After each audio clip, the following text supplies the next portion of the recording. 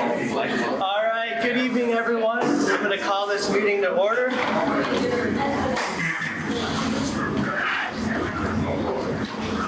Cody Brabilski. Present. David Schmidt. Present. Mark Lochner. Darren Olson. Present. And I am present. All right, well, we'll stand for the Pledge of Allegiance. Flag is right there. I pledge allegiance to the flag of the United States of America and to the republic for which it stands, one nation, under God, indivisible, with liberty and justice for all.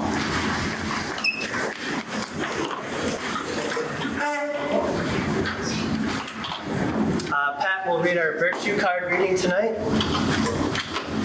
Peacefulness. Peacefulness is being calm inside. Take time for daily reflection and gratitude. Solve conflicts so everyone wins. Be a peacemaker. Peace is giving up the love of power for the power of love. Peace in the world begins with peace in your heart. You are practicing peacefulness when you create inner peace with daily reflection or prayer. Use peaceful language even when you are angry. Speak gently and respectfully. Avoid harming anyone. Appreciate peace. Appreciate differences. Find peaceful solutions to every problem. Affirmation. I am peaceful. I use peaceful words and find fair solutions when differences arise. I find my inner peace and let it carry me gently through the day. Peacefulness. Thank you, Pat. Board of Education guidelines. With an open mind, we will establish an atmosphere that allows expression of all views, even when views are not in line with all members, being respectful of time. We will work collaboratively with the district administrator by having open and honest conversations around district priorities.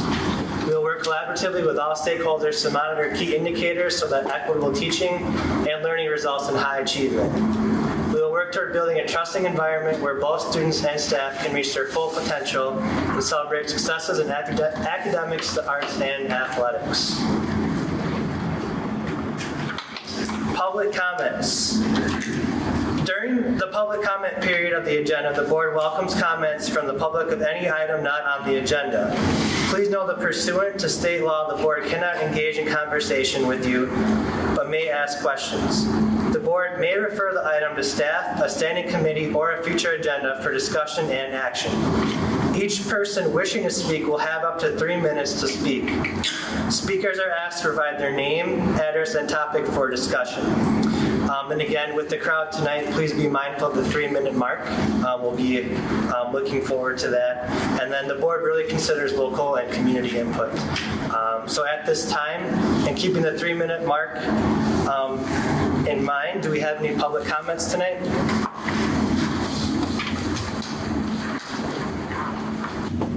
Okay, thank you all for your time tonight. My name is Ann Hugestager. I have a 7th grader and a senior in the district. I'm just a mom standing up for health freedom for my boys and all of these kids here today. And I'm so thankful you all showed up. Thank you. At the board workshop Thursday, I shared with you how masks personally affected my kids. We don't know the long-term mental and physical ramifications of mask wearing, and we shouldn't be so short-sighted that we forget there are far worse things than this virus that are negatively affecting these kids. We also don't need our teachers having to be mask police again for another year. Let's just let them teach. I am thankful that the plan that was presented to the board Thursday includes optional masking. That is the right thing to do. I do, however, have concerns with the quarantine policy. Are we using the PCR tests that the FDA is pulling the emergency use authorization at the end of the year? They are pulling the test because they don't differentiate between SARS-CoV-2 and influenza. I'm concerned we will be quarantining the healthy based on a test that can't differentiate. Wondering if we can find that out and not use them. We know that the shot does not prevent you from getting the virus. According to the CDC, regardless if you have received the shot or not, an infected person can carry the same viral load. If the district is truly concerned about spread, we definitely should want to have the same quarantine policy for all individuals. I don't agree with quarantining healthy people, but I know it is the health department controlling that. How are vaccinated versus unvaccinated individuals going to be identified? Who will have access to that information? If we follow the current quarantine plan presented, everyone will know who has been vaccinated or not. What kind of problems could that cause given the current polarization of this topic? With all of the division going on in the world today, is the district willing to cause division on this? What is the quarantine going to look like this year for the kids? With Ethan being quarantined 4 times from October 31st to December 18th last year, he was at least able to access the virtual lessons because that is primarily how they were taught. What is the plan for them to be able to stay up on their work with them going back to a normal classroom setting? I will add, the virtual learning in a single classroom all year is not something we should ever do again.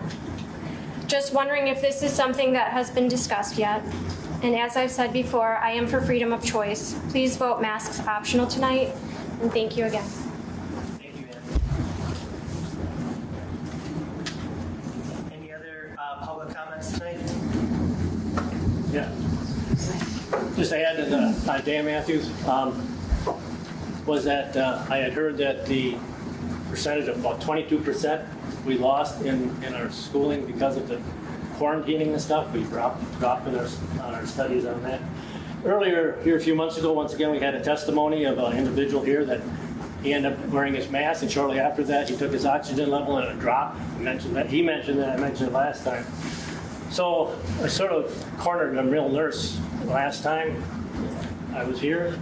And I asked her about that. She didn't think that was accurate. And actually, my dentist even knew that it does drop your oxygen level by wearing the mask.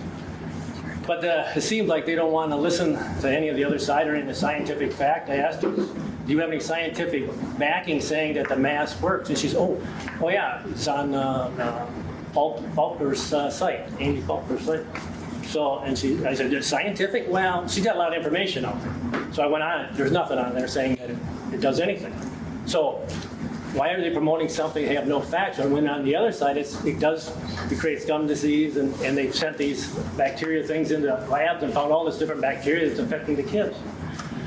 And so as far as these vaccines, this clinic, where this isn't a clinic, anybody can get the vaccine anywhere they want. It's available. We don't need to have it here in the school available because the parents want to take the kids, that's up to them.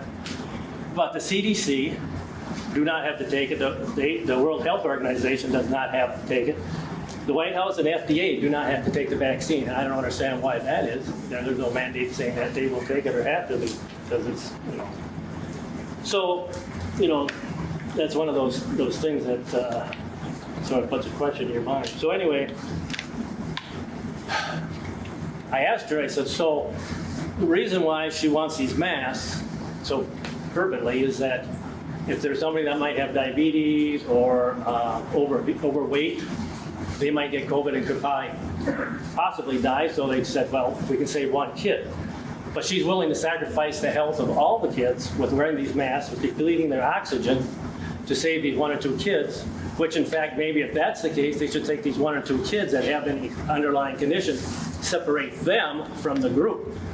And that would be the way I think. So I said to her, so if I got a legal document together and said that down the road in 1, 3, 5 years, and it states that there will be some adverse effects from wearing these masks, would you sign that document saying you take full responsibility or any responsibility for that? She wouldn't answer me. So the next thing coming down the chute, I believe, will be that however you vote or however this goes, you're going to be responsible, and we'll just maybe have the kids sign up at the lawyer's office or the parents sign for them, saying who's responsible, whether it's who on the school board, who in the classroom, and making them wear this mask. Because down in the end, especially these young little ones, you're cutting their oxygen off. What's that going to do to them? You want to take that responsibility upon them for the sacrifice of 1 or 2? Well, that's what you're going to be doing. That's what's going to happen. So I hopefully will know who votes which way so that we can find out who's responsible. Because in the end, that's how it's going to probably come down. Because that's how it's going to be. Thank you, Dan. Any other public comments tonight? signed a paper, is that the public comment paper? Yeah, it's for, Okay. statement. Okay, Lynn Deary. So I agree with everything this gentleman said except for separating kids who have diseases or whatever. You talk of respect, and which is fine. But if you have a hard time or it's not within you to respect the students that you are supposed to be caring for and the parents' wishes, then I'm sorry, respect has not been earned. I have been to board member meetings for all summer in Rapids, some here. Impassioned pleas from parents, impassioned. Parents who are doggone near crying, telling you and telling the Rapids board that their children come home depressed, anxious, and they're failing. The schools are failing our children miserably. So, Rapids voted 8th grade and under masks. Not masks optional. They have a fight on their hands because we're not done with them. You folks who declare that the kids come first, you're the elected officials, the community of Nekoosa elected you folks on their behalf, not the health board. The health board has so politicized this whole entire pandemic. This is a flu. I bet you any money if we had our antibodies tested in here, pretty much every one of us has had the COVID. Our immunities have taken care of it. This is a flu. You guys didn't shut the schools down unless a certain percentage of the students were ill. Then you shut the schools down. This is ridiculous that they're holding this over our heads. And I would like to know the finances that the government has given you for the COVID relief plan. And if that has any bearing on these kids being masked or having to have the vaccination, you guys have to search your hearts and do really what's best for these kids, because none of this makes any sense. And if you really researched and checked it out, you would know. The handwriting is on the wall. Please do what is best for every child that goes to every one of these schools. Be the example. Put Rapids on its ear. Thank you. Thank you. Any other public comments tonight? My name is Tony Doyle. I live on 115 Fairview Lane, Nekoosa, Wisconsin, and I'm here tonight as a pro-choice. First of all, children are not wards of the education system. The parents make the decision. Second of all, you are the employees, and everybody out here is your employer. Enough with the illegal mandates coming down from the Department of Public Instruction, the Health Service, all these mandates which violate your civil liberties, your constitutional rights, and HIPAA laws. Have any of you seen in Nekoosa during this whole pandemic, mass graves, people piled up on Market Street? No. So let's cut the political narrative and get rid of that. And like I said, the lady asked about, I'm interested, I will file, Freedom of Information Act, how much money this school district got from years and how much from CARE. And I just want to remind you, we don't do groupthink here. We hired you guys to make sound decisions. So quit following Tony Evers, quit following the Department of Public Instruction, and do your job. And I'm not, I'm happy to see that you don't have masks. But at the same time, like I said, you're paid money, you chose to take the office, and make the sound decisions for the people in this district. And I'm not making a threat, I'm making a promise. If you don't sit there and stand up for your neighbors, some of you won't be in your position. Thanks for your time. Thank you, Tony. Any other public comments tonight? Hi, everybody. I have just a couple things to say. I am a concerned grandmother. My son wasn't able to be here tonight because he's working. but I do have a grandson who's going to be attending school here this fall, and also my children went to school here. First of all, I'd like to say that I think I feel this way, and I think a lot of people also feel this way, that we don't disparage anybody who feels that it's right for their child to wear a mask. That is a parental decision and a parental right to make that medical decision for that child.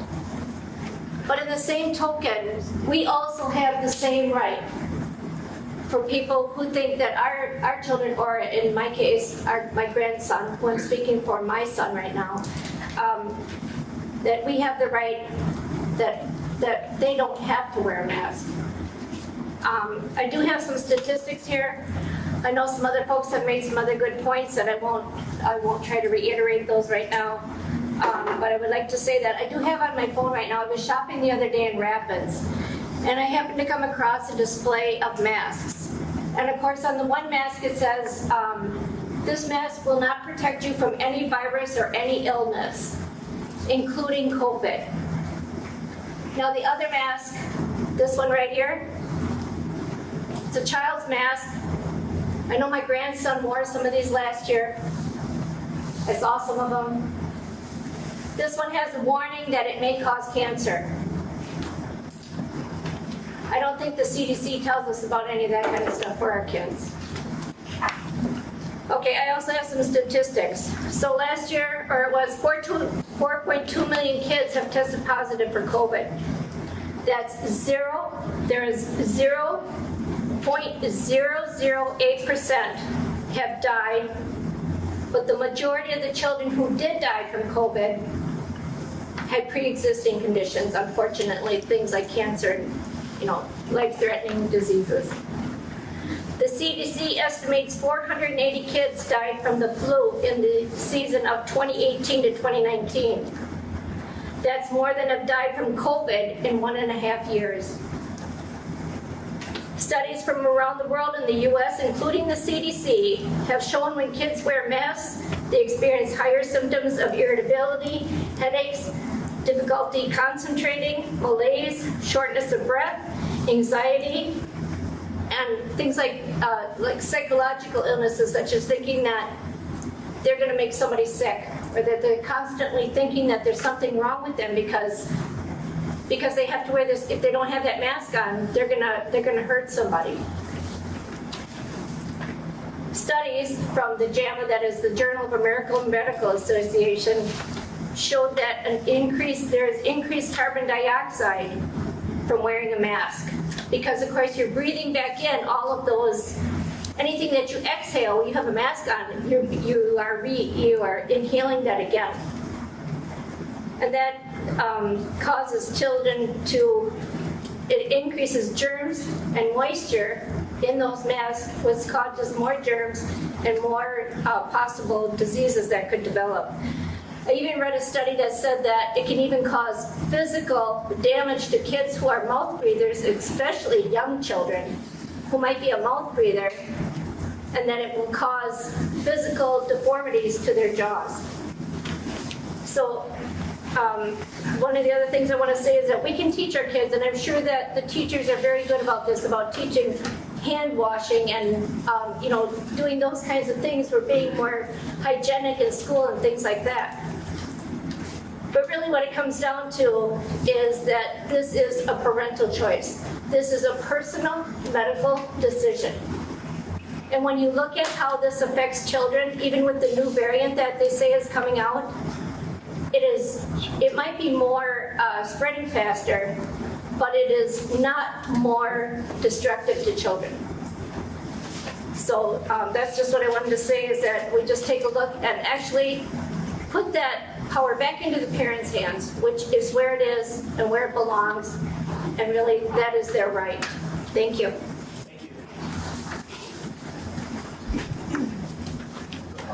Anita Jason. Now, she stole most of my thunder, but I would like to pose a question. How many of you have known somebody that got the flu shot and still ended up with the flu? This is going to be no different. I mean, being pushed into this life of fear right now, scared of the variant. And this is all politically motivated to get people scared to comply with what's going on. And to me, it's just all about control of the masses, how many of you know that about the common cold? Do you know it's actually a strain of a coronavirus? Coronaviruses have been around for forever. The common cold is a coronavirus. People get colds all the time. Okay, COVID, yeah, I'm convinced it's real, but it's nothing more than another flu. We're going to keep getting variant after variant after variant until we're going to be afraid to leave our homes. This life run on fear is no way to live. We are not created to be that way. Especially these little kids, you put these muzzles on them. And, I was listening to this, I don't know if it was a nurse or somebody, they spoke at a Rapids board meeting, and that masks aren't even meant to be worn for longer than an hour because of all the contaminants, all the different bacteria that's trapped in there. And, correct me if I'm wrong, but a while back they're saying, well, we got to mask up the kids, 5 years and up. When did it fall down to 2? All I'm hearing is you got to mask the 2-year-olds and up. 2 and 3-year-olds are babies. They're just babies, what kind of insanity is this? And I had an experience at a Rapids board meeting when they had the public comments. This one lady comes running in, I didn't think I was going to make it. And she wanted to speak in favor of masking the kids. She had her mask on. She goes, I was just at the Raptors game. I didn't think I'd make it on time. Well, if this virus is so scary, what are you doing at a super spreader? They're talking about super spreaders. I think a lot of us lived our lives fairly normally, going to big events, ball games, concerts, this and that.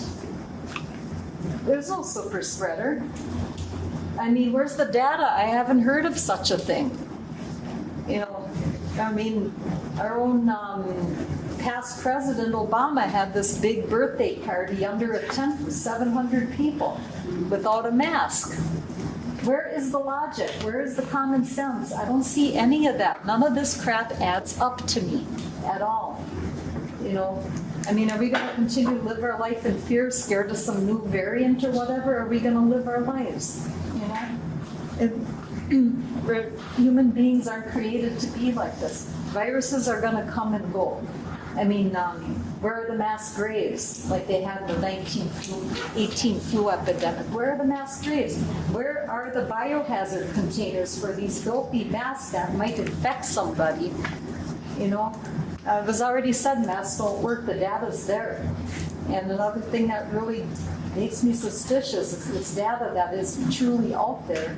Fauci's not the only expert out there. There's a lot of experts, and their voices are being shut down, censored. It's insanity. Where is this going to end? It's going to have to start with we the people. We the people have to make this end, because our government certainly isn't doing anything.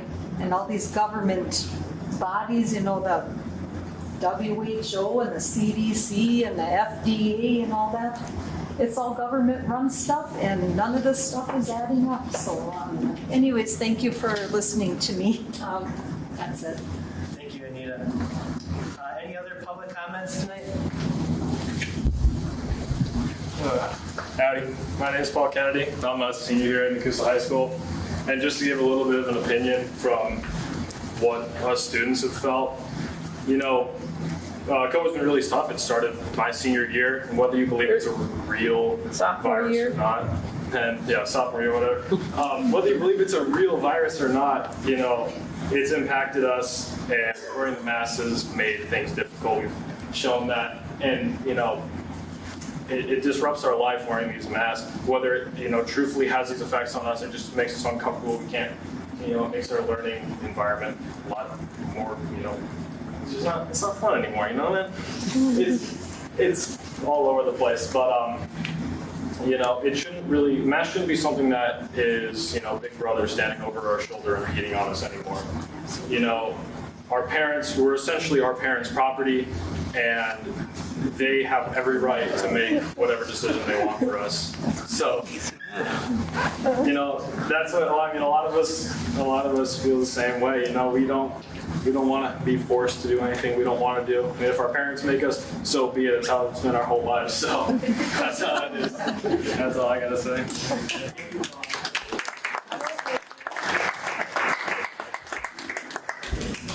I won't make you, I haven't made you yet. My name is Laura Yule, and I'm from Wisconsin Rapids. And the reason I'm here is to support the parents and the students for mask optional. And hopefully, as more schools are voting to make mask optional, we can persuade our school district to reconsider their decision, which in my opinion is very stupid. They are, from eighth grade down, they have to wear masks. I think it's foolish, and it's detrimental to the students. And it bothers me that the school board and all these different cities are saying, oh, we've got the students' best interest at heart. And all it is really, what it boils down to, is to get the corrupt federal government money. There's been no conclusive evidence that masks even work. And on the contrary, there has been documentation after documentation that shows that they are of no use. Now, I gave some of you guys some documents. I gave the principal of the high school more documents regarding the face masks.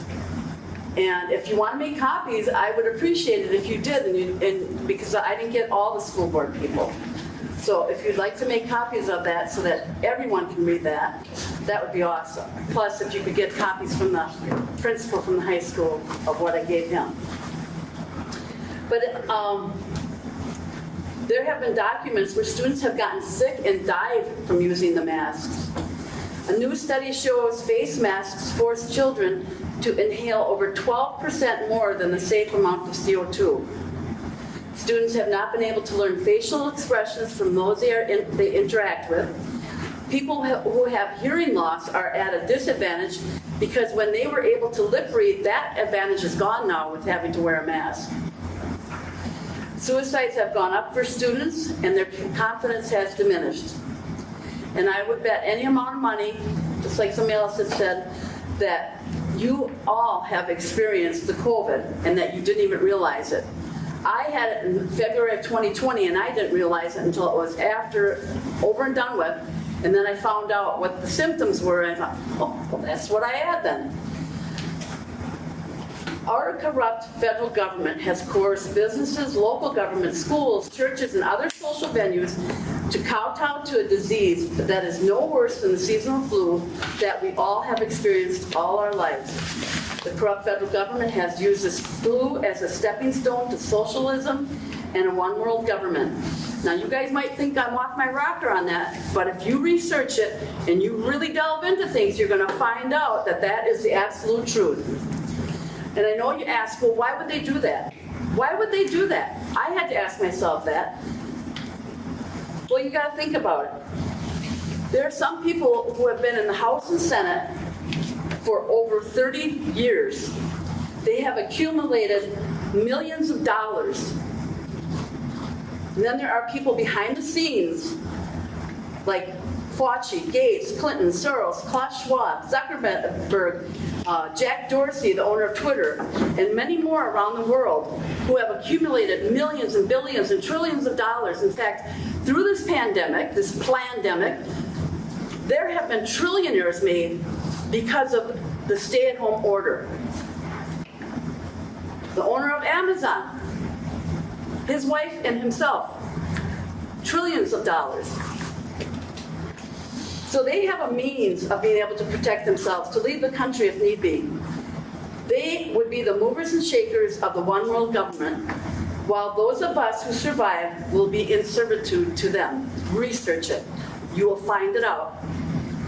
We all need to fight back against this corrupt government to retain our God-given rights and liberties and to regain back the God-given rights and liberties we have lost since this corruption has started more than 50 years ago. Research that. Operation Paperclip. Thank you, Laura. Next for public comments. Josh Jensen. I have 3 kids in the district, and whether you guys believe it or not, whether masks work or don't work, masks are not a one-way filter. So if we all believe that masks work, if you believe it, Terry, and I don't believe it, ultimately that mask is protecting you from anything that I'm going to give you, correct? If you believe a mask works. So with a mask being a filter, it's not just me breathing out, it's breathing in too. So ultimately we're building adults here. These seniors are all adults. We're trying to move them on to the future and stripping their rights away from them. It's not right. It's not right at all.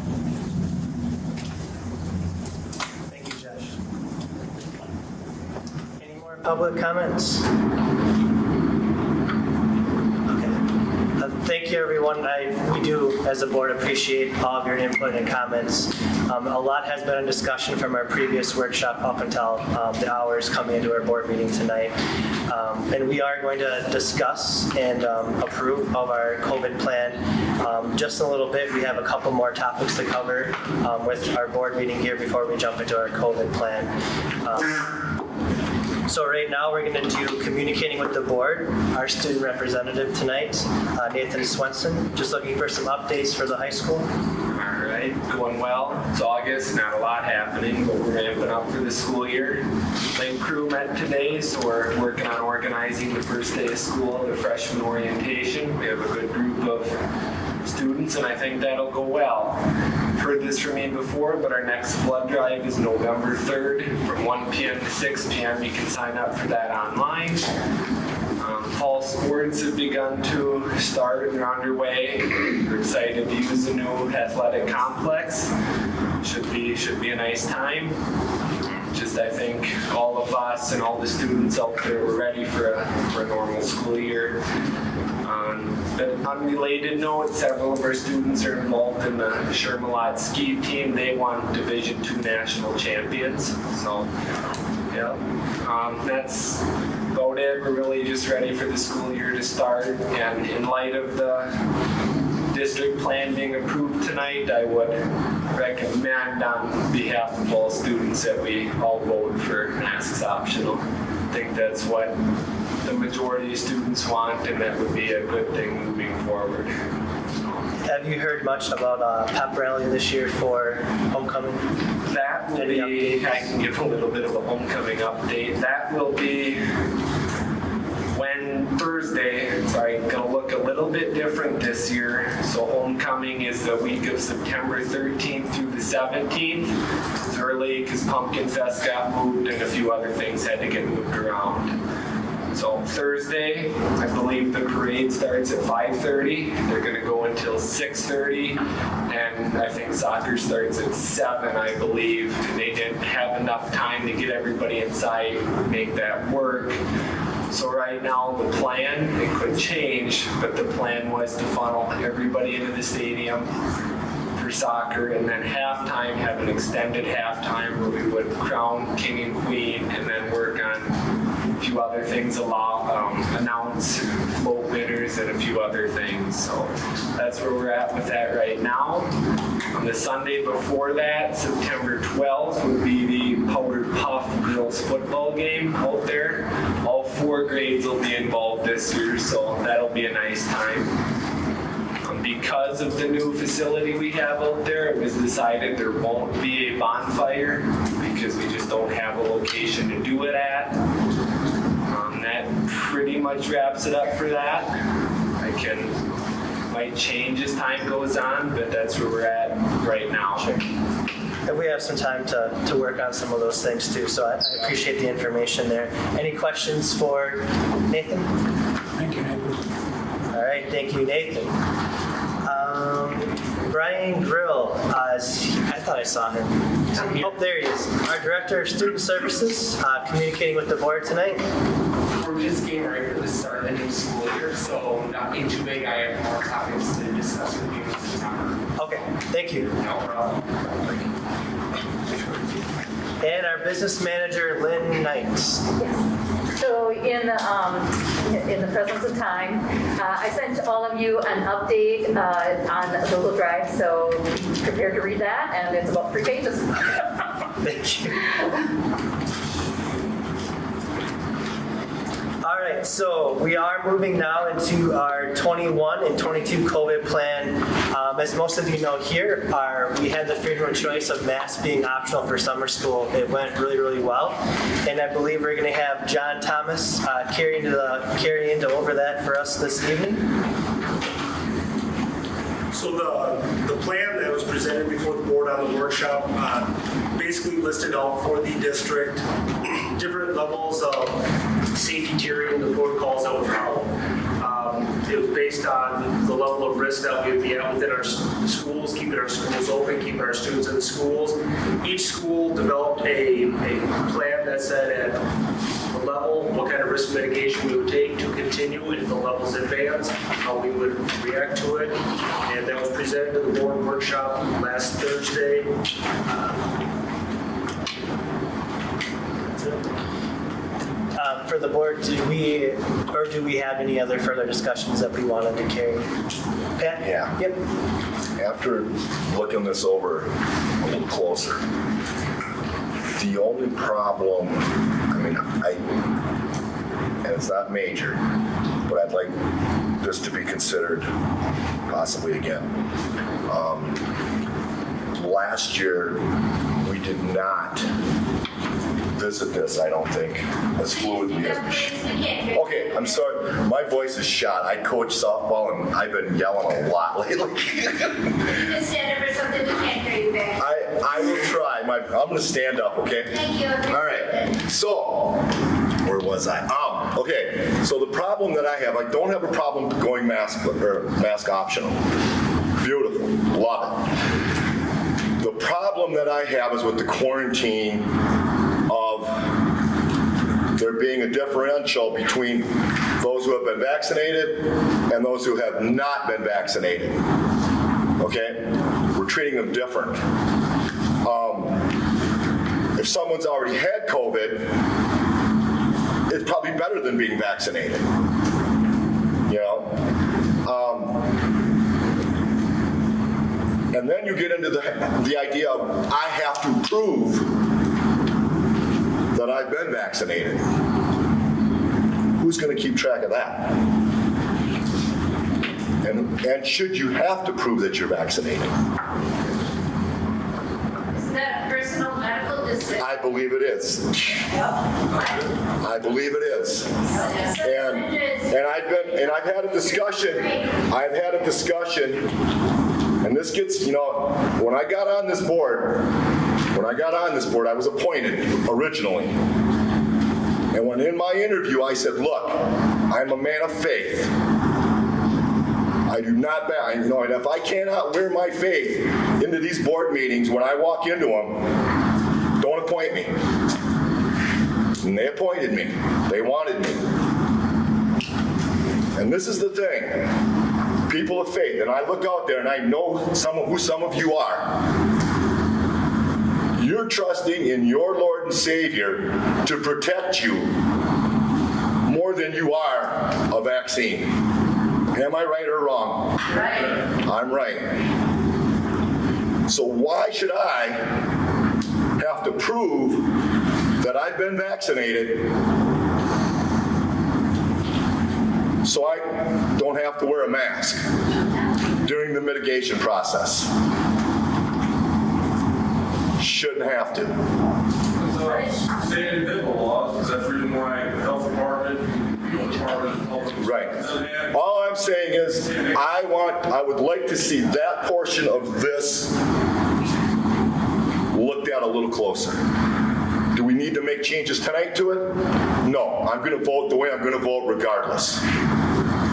But I would like to see it looked at a little tighter, a little more open, from the other side's point of view. Okay, that's it. And as a board, with our workshops and board meetings, we are able to make changes as, if things get worse or things, we were able to make those changes. Right. I just like to be as fluid as possible. Yep, and I appreciate that. As fluid as possible, Cody. Perfect, thank you, Pat. Any other comments from board members? Mark Lochner, who isn't here today, he's got some other business matters, but he was on board with the board as well as being mass optional for the school year.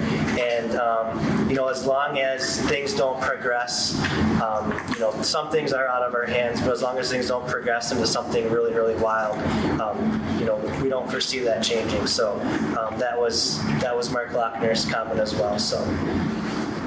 Any other board members? No? What matters are out of your hands as far as the mask? For sure. So right now, with the data and all the county numbers, we're very, very low, probably 2% out of, all of those that are in the county or for our community. So if something was last year we had a green, a yellow, and red system, and I believe last year we started off in the yellow. If something were to uptick, let's just say, just for a specific school, if there were 100 COVID cases, that would be a red flag. That might cause us to say, hey, we might have to transition back to something. But right now, and that's why we have the ability to change and rearrange things as the school year goes on as a board. So, and as a community, you guys are all welcome for the input as well. So. One thing too that we don't have any control over is masks on the buses. Or WIA. Or WIA also. So, that's federal. It's federal. Yes, it's a federal rule. So the buses, there's no decision to be made. It's out of our hands. I read that the buses are doing that. As long as the school doesn't do it. I guess we're all here saying no masks. Yeah, optional. Yep, freedom of choice. Right, optional. Yep. Everybody has a right to make their own decision. Yep, correct. Any other board comments? I just might say that I agree with all the people that have commented here tonight. Optional masks is what you guys want, and we're representing you, so that's the way we want to go. So with no further discussion, and I just wanted to affirm, freedom of choice, mask optional. For 2021-2020 school year, I am looking for a motion. So moved. Second. Got a first and a second. Are we going to do it? Is this going to come down to a vote? Or Well, let's see how we go. Okay. If we can't determine an outcome, yes. Okay. All right. Then all in favor for our 2021-2022 COVID school year plan, please say aye. Aye. Motion carried. 2021. What's that? You got to do the opposed. Oh, opposed. Okay, now I got it. All right. So motion is carried for 2021-2022 COVID plan. Thank you, guys. And thank you, everyone, for your input and comments. I just want to thank you guys because we go to rapid school board meeting and there is no interaction, none. They don't care what we say. We can't ask any question. Yeah, we can't ask a question. We get shut right out. It's out of the question to ask a question at the rapid school board. Yeah. We encourage comments. Yes, thank you. Cody, can I ask you a clarifying question on that? Yes. Did you just vote to approve the plan? I was going to go there next. To approve the starting point? The starting point that's on the... So I had given you since last Thursday information on the state of where we are. And remember, as we go into the year, we're going to be analyzing the metrics. Mm-hmm. So you've approved the plan. So now we need direction on, are we starting in the green with face coverings optional? Or based on what you saw in red, would you have us starting in the yellow? Yeah, we're approving of the plan. Okay. Yep. All right, now I am a simple person that does not understand a lot of talk when it comes to governments and stuff. is your vote mask optional for the beginning of the school year? Because now I'm sitting here going, maybe it's not because you voted to start looking at the plan. No. Am I wrong or? It's mask optional to start the school. It is mask optional. I go home and tell my 13-year-old son he doesn't have to wear a mask first day of school. Correct. Okay, thank you. Yeah, and he was just clarifying that as the school year progresses, things change. So Life changes. Yeah. We all understand. Yep, okay. We're all good with that? So I do have a question. Yes. When you say there's like an uptick in the flu, that's what I'm gonna call it, what tests do you use? Because the test they use to test for COVID has been flawed from the beginning. So is there a new test? No. We have to use the data we have. And the tests they give us. Even though it's been proved to be flawed. So. Well, there's also numerous data points that the group is looking at to determine if we're going to move to a different level of risk. So it's not just if there's this number of cases or that number of cases. There's a whole list of data points they look at. And if 2 go up and 3 go down, maybe that changes, So it's a decision based on numerous pieces, not just one number, or not even necessarily exact number. We went over that a lot with that workshop. That was very nice of the group to explain all that to us. Yeah. And I had a talk with Keith a couple days after.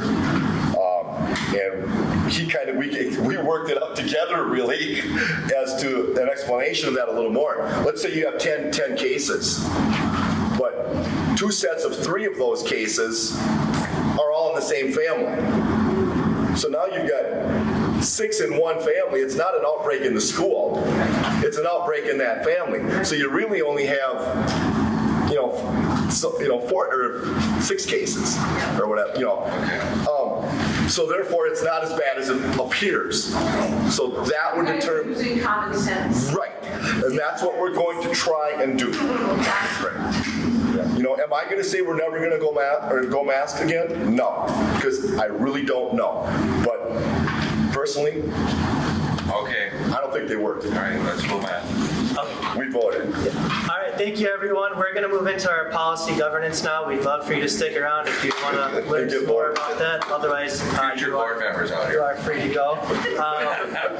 We're gonna move into BSR3, staff accountability. I'll just wait for them to shuffle out. Shuffle out. Yeah, this is a good idea.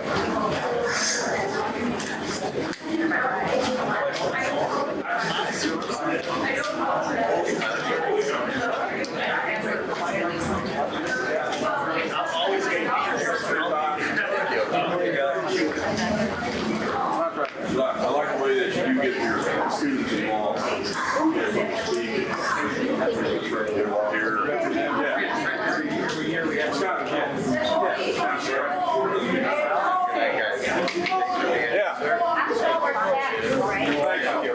Everybody. Hey, thanks, Mark. Yeah. Let's go,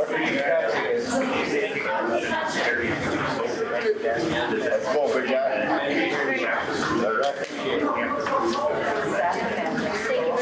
Oh, that was really good talk.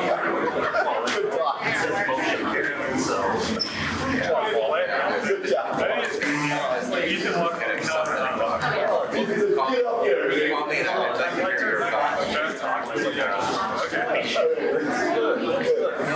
Good to see you guys here. Good to see you guys. See you later. Call me out. We'll talk more.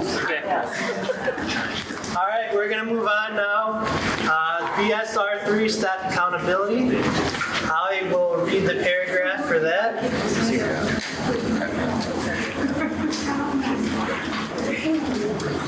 As the board so linked to the District operations, the district administrator has exclusive authority over staff and has the exclusive right to delegate the authority. Staff are accountable only to the district administrator and their prospective supervisors as determined by the district administrator. And last week at our board workshop, this is one of our easier discussions that we had. I felt like we were all in compliance unless we have any board comments here. So at this time, I'm just looking for a motion to approve BSR 3. I'll make such a motion. Second. Yeah, first and a second. All in favor, please say aye. Aye. Motion carried. BSR 3. Thank you, guys.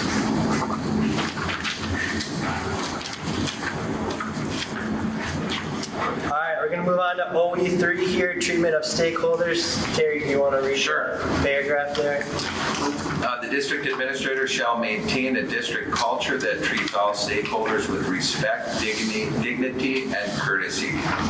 So the district administrator will manage information in such ways that confidential information is protected, effectively handle complaints, and maintain a district culture that values individual differences of opinion, reasonably includes people in decisions that affect them, provides open and honest communication and written interpersonal interaction, focuses on common achievement of the board's results policies, and maintains an open, responsive, and welcoming environment. With that, I will add that I did, in the update, provide further clarification. Hopefully you all had a chance to look at the surveys. So I think we had a pretty good conversation about this topic last week. Yep. Yes. Any other comments? I think that clarifies a lot for me. So thank you for that, Terry. Just looking for a motion to approve GP3. So moved. First and a second. All right. All in favor, please say aye. Aye. Motion carried for GP3. Thank you.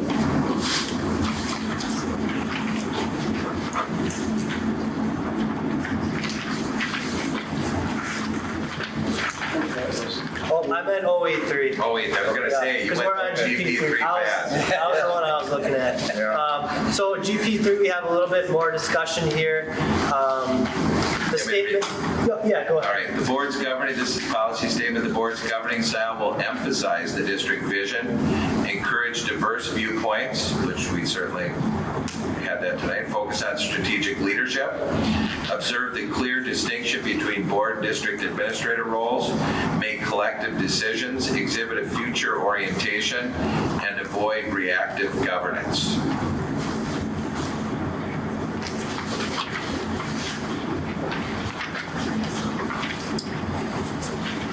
All right, so I know that we discussed this a little bit here. Let me find it in my paperwork. Did we find anything that we wanted to comment on for this? Pretty simple and straightforward. Well, one comment that I made, Brian and I were talking after school tonight, and somebody in the community, I think, had emailed a board member, and said board member said you need to talk to Brian Grill about that topic. That's what we're talking here. We get the questions people have back to the people that can answer them. So thank you for that. Perfect.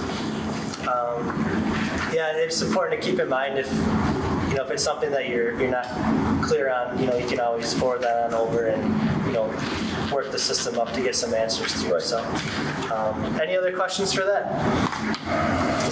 All right, I am looking for a motion to approve GP3 governance process. Also move. Second. First and a second. All in favor, please say aye. Aye.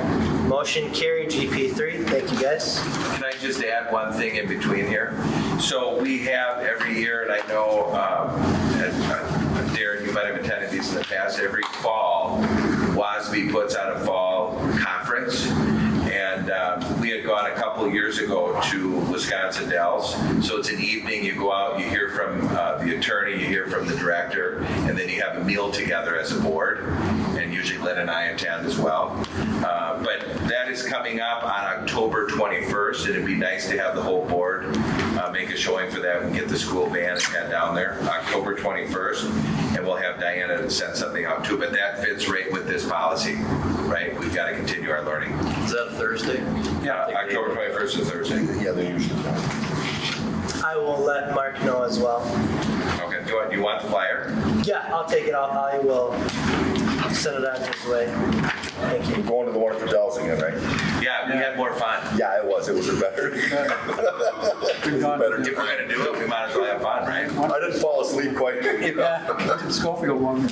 Oh my gosh. All right. Other board work here, the employee handbook, I believe. Carrie. Yep, every year over the course of the year, we document notes on our employee handbook, and every year about this time, we put all the changes in the document, and typically they're small changes, but now you have the updated version. And certainly keep this, right? Certainly I use it often to check on different questions that people have, so. Any questions from the board? Employee handbook? All right. It's looking that we need to make a motion for this. So move. Got a first and a second. All in favor, please say aye. Aye. Motion carried for the employee handbook. Thank you. There's also a little bit on the student handbooks for co-curricular codes. I'm working with Paul Hahn on some of the things that we discussed during 2 workshops ago, and it will be across the board. Sure. Is this regarding the grades? Yes, correct. Okay. Yep. That's all I want. Yes, yep. So we're working on that, and it'll be all across the board. So okay. Paul Hahn has a meeting this week to get that worked out. So. Okay. Information only strategic plan. So, Nathan, do you want to talk a little bit about your? So ours is the behavior management plan. Do you want to do that? He says he's going to do it. We also are just, is there any questions that board members have on the handbook that will go out for the middle school? And typically what happens is, again, we look at what changes need to be made and we make those changes. So I don't think there were significant changes to the handbook. No, we had no changes to the handbook. The update is informational about the behavior management plan. So I can wait till that point. He's anxious to get into that. All right. Well, if there's no other questions with that, we will move right on over to AMS. Well, we've got the high school too. Any comments? I saw AMS first, or doesn't matter. Whoever wants to go. No significant behavior management plan is what we want to talk. One point of information for you, we will be going back to our 2019-2020 cell phone policy for students with enforcement of that policy. That's something that we had actually started the implementation of returning last fourth quarter last year. And so it's basically during instructional time, cell phones should not be out unless teacher directed. And this year, because we'll have the one-to-one Chromebooks, very, very good to have the cell phones out. And then there's in that handbook in detail what first event, second events. So, but just so you're aware, we will be returning to that cell phone policy. They can use it at lunch in between halls or classes and stuff? Okay. And thinking back, I remember the board hearing lots of positives when that cell phone policy was enacted. And then with COVID, everything kind of fell apart, right? So that's what you mean, right, Keith? Yeah, with the cohorts, it just, it was much different. Makes sense. You mentioned the one-on-one Chromebook. How's that looking? They are in. They are Read in? my update. Okay, shame on me. Yeah, I heard today from when I was with the new group. When I was out doing softball? Yeah. Okay. Yeah, they're in the process of being checked into the asset management program, and then we're going to have a system to distribute the Chromebooks to the students before the first day of school. Great. Awesome. All right. We'll move on then to the AMS behavioral management.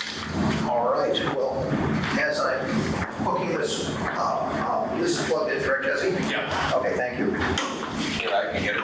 Okay, if I could have you start on that one. I got it. Let me start by talking about why it's... You want the turn? Yes, please, so the board can see this. And if you would plug this into the HDMI as soon as you got that. So, I know why this is... Now, the current behavior management plan you see in there, as presented, is all correct. For example, as you read it, you'll be able to... We follow those policies, and those things are still accurate. For example, as you read it, however, you'll notice that much of the current language is emphasis on, okay, here's the consequences in a number of areas of various tiers. One of the things that's important as we're sharing now, as you know, for the last several years, we've been working with very current models of how we work with students. That it's really behavior education, especially in middle school. Students are learning how students who are showing behavioral problems basically show that they don't have the skills to meet those expectations. And that part of our charter, as it were, as middle school, is to teach people how to build the social emotional skills to be able to work and be productive. So that is very core of what it means to work in the middle school. Now, however, at the same time, as it's currently rated, those things are valid, but they also can give a misconstrue what we're about. For example, let me just give a quick example. Last year, I got a phone call from a parent who had a conflict with one of their students and somebody else online who were tweeting some things back and forth, Snapchat things that they weren't thinking. So parent had said, okay, I've read your behavior management plan, and I think that person deserves this right here. Are you going to follow your behavior management plan, or are you not? I'm like, well, if you're reading carefully, that's not our behavior management plan.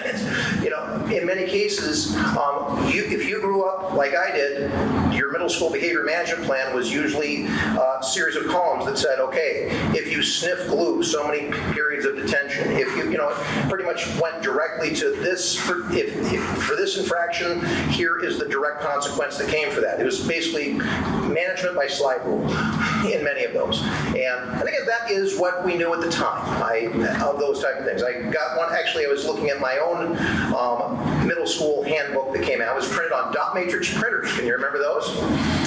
That exact system was right in there. And in some ways, we moved on from dot matrix printers, and what we understand about how students grow is much more how to teach them these skills, and also how, in case there's an infraction, you don't break a rule, you break relationship, and how you repair that relationship and work your way in. So those ask what we want to do to provide greater transparency.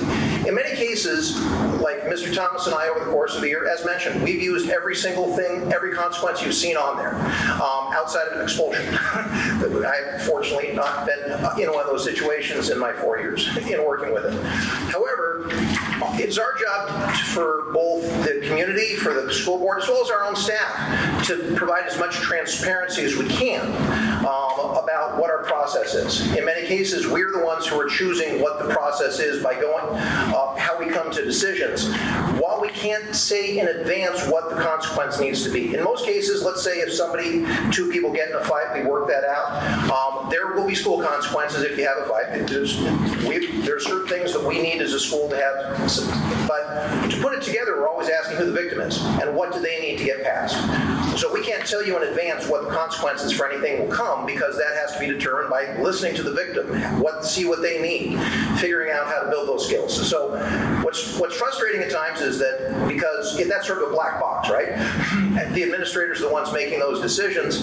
So even though we can't tell you what the consequences will be in advance, we can, and what we're really striving to do is be very clear as being transparent as we can and showing what how the process will go. So nobody's in any confusion about, if this type of things happens, what am I supposed to do and what's my role for those things. And so what you see here today is any document you create with a given audience in mind. This right here, just bear in mind, this is the audience of our teachers, of our support staff, of the people who are working with those areas. We will then, as we're working through this and working out the kinks and sort of getting feedback and making it better as it keeps going, our next stage is, I'm saying that feel free to approve our handbook, but please know we'll be coming forward to you to be sharing you. We're going to update it so we can provide that transparency to which our community deserves. But to give you a quick idea on how this will look.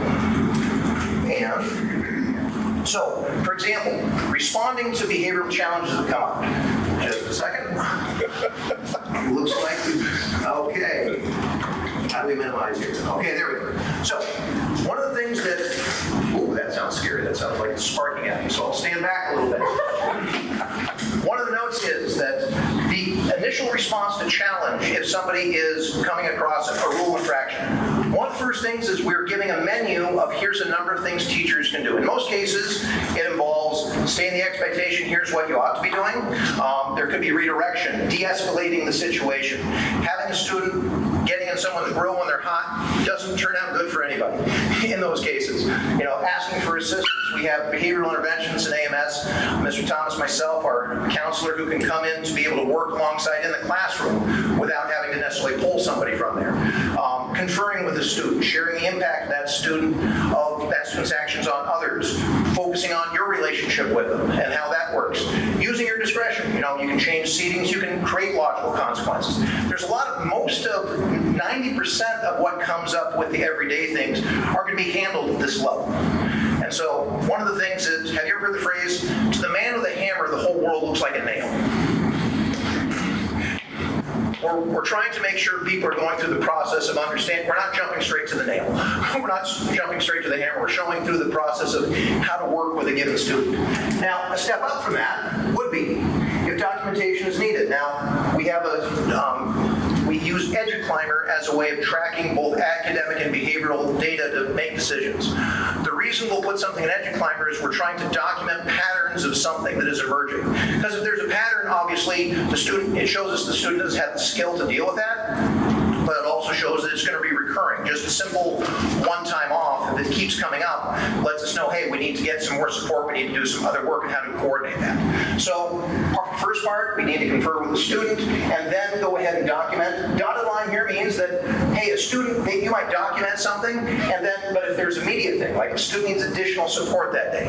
If sometimes students, something happened at home, and they're reflecting that, they're playing that out over the course of the day. Let's not wait to get more documentations. If you see something coming that we need to give somebody else a heads up, the next teacher that the student might have the next period, let's talk about it. Let's get support that we need there. And also sometimes this teacher needs resolution. They need a process and they need to help us work. So there's a lot of, this is a process you can document, but where they're now. Next stage up, let's say that the student, and so these are all in terms of escalation, what you'll do in each scenario. Under the next scenario, we'll say that the student needs to be removed from class because the disruption is so high. We'd ask for assistance, somebody would come, we'd work along with them, here's what we need them. We'd put a document, but one of the pieces we have is then we'll hold a restorative conference between that student and the teacher before they come back. To be able to say, hey, let's clear the air, let's make sure we're on the same page, what do I need? And the teachers, again, directing us what they need to help us at. And how do we build that connection with the teacher, with the student, how do we build that up? And so there's certain parameters that come up if, now the student just asks for a break. If the student says, hey, I need a break, whatever they're advocating, that doesn't go in here. If it gets to the point that we needed to interrupt and do that, then it will automatically trigger these procedures. Again, I'm not saying what exactly the consequences will be. I can't tell you right now what that teacher needs, but this is how we're going to go about it to be able to get that resolution. Now, in bigger cases, there might be cases of repeated, I'm calling this proactive response to repeated pattern behavior challenges. One of the things we do in EduClimber that I mentioned, they have something called thresholds. Whenever so many things of a given student over a certain period of time happen, we will get an alert that says, hey, wait a minute, here's a pattern of behavior that we've seen, it's now repeated, we need to take action. So that can trigger a review of this.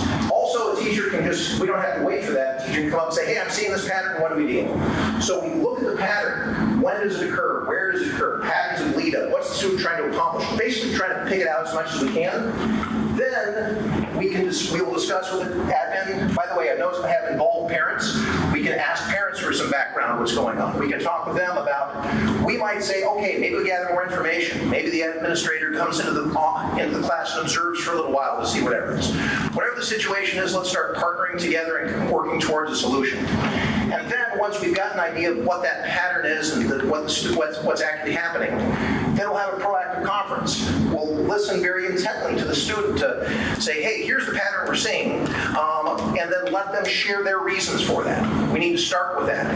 We'll follow up and then sharing, okay, when you do that, here's the impact of that. So now that we've got that, let's find a solution that works for us. It sounds simplistic. We've been doing this for the last 2 years. This takes an awful lot of time. It takes an awful lot of prep. It takes an awful lot of hard. We have to listen harder than we're wanting to talk here. That's often one of the biggest stages of this, to really get to the student, to get enough trust and to be able to understand where they're coming from. But when we do this, it works. It takes more time on the front end to do these things, but there's a lot less recidivism. There's a lot less repeat occurrences because we're listening, we're partnering. So anyways, just giving you this is what we're working, and then of course, involving the parents. We have, parents may be involved in any one of these stages, but if we're gonna hold a conference, that's absolutely, we're gonna notify parents, we're gonna let them know outcomes, we'll also get some input, those things.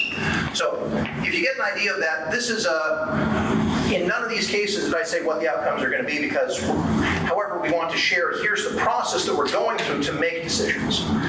And at the end, there's a phrase that I love. Conflict is inevitable. However, contention is a choice. We basically are choosing not to contend. We're choosing to find a way to get to it and work with our students to build that up. So as a result, you might, if you read our current area, it basically talks about the conflict, it talks about the area, that middle stage is where the growth and the work happens. And so we're expecting an update in the while as we've working with our staff to understand this. We need to also, the purpose of the behavior management plan is to communicate those processes as well to you, to the community, to other things that we're doing. Just as a note, as we've been following these principles and getting better at them, we've seen much better results. We've seen much better, just the environment has changed. Now, are we there? No. Will we ever be there? We're middle school. We'll never be there. But as we're growing, as we're building, it's going to be a lot healthier environment for everybody. Well, thank you for that detailed plan. I'm sure it's going to get even sharper, so you'll get there. Appreciate it. I like the visuals. I really do. It's helpful. Any questions for middle school? Can I have one? Yes. Do you keep that for all middle schools? Do we keep the what? Keep the document always for middle school? The documentation is online, and so yes, we can go up and look. It is accessible if they look that up. However, I will note that this is its purpose. If I'm looking at data that is a year old, the amount of development an average kid has from one age to the next, they're a different child. The idea is that if something goes, it gets documented in here. Is that going to follow them? Is that going to be on their record? Is that going to become whatever else? That's not how we use it, and that's not how the high school uses it either. We've been having conversations on the end. We use this same documentation at Humke as well. Yes, this is because let's say my son was in law enforcement. This is just law enforcement, and they came to the principal and said, "What kind of kid is he?" And so he could actually pull something up and say, "Well, that's not here's." So I just wanted to monitor. No, and there's certain levels that we would share versus not when it comes to those scenarios. Most of the stuff we're coming up here, we're looking for patterns of when somebody sort of knocks someone down in the hallway. That's not something that ever raises to the level of that would get pulled, because we basically need to understand the patterns that happen. But for our purposes of using it, hey, a new day is a new day, a new year is a new year. Let's find a way to make that kid, help them see that they get that reset. Standard behavioral records are not a part of the permanent cumulative files. Thank you. They do not follow. High school counselor speaking, by the way. You can speak to this a little better than I can. Counselor, so I have the Q files. Behavioral records are not a part of it unless if there is a long-term suspension or potential expulsion, and even that is its own part of that student's file, not their day-to-day stuff that's kept with my records. Thank you. Yeah, I have to say I'm much more positive. We are far more likely to get more requests on background checks around security clearance than we did on what we're talking about. So, Great question. Thank you. Thank you, everyone, and thank you, Mr. Black. Okay. So should that be approved? So, yes. Well, it really can't be approved. So, it says the NHS, on mine it says NHS approval, so not the it is your choice. Again, it's not inaccurate, it's incomplete as it stands. Yeah, I've got we intend to come back to when we This is update supposed to happen in September. Okay. Thank you. I'm thinking that's when we would vote on it. Right, If it comes up. Thank you. Yeah, get to work. You hear that, Don? No. I'll email you, John. And I know, Keith, you touched on the cell phone plan. Do you want to add a little, are we adding more to your discussion, or are we moving? Susan is. Okay. I also kind of revised our behavior plan, but really it's more of a way to communicate in a different way because it was kind of unclear before, mostly between high school and parents and families. So the first page is really to explain the different types of behaviors that we see. And they're described by levels. It's kind of draft form, but so the first level is, of course, what happens in a classroom on a typical day.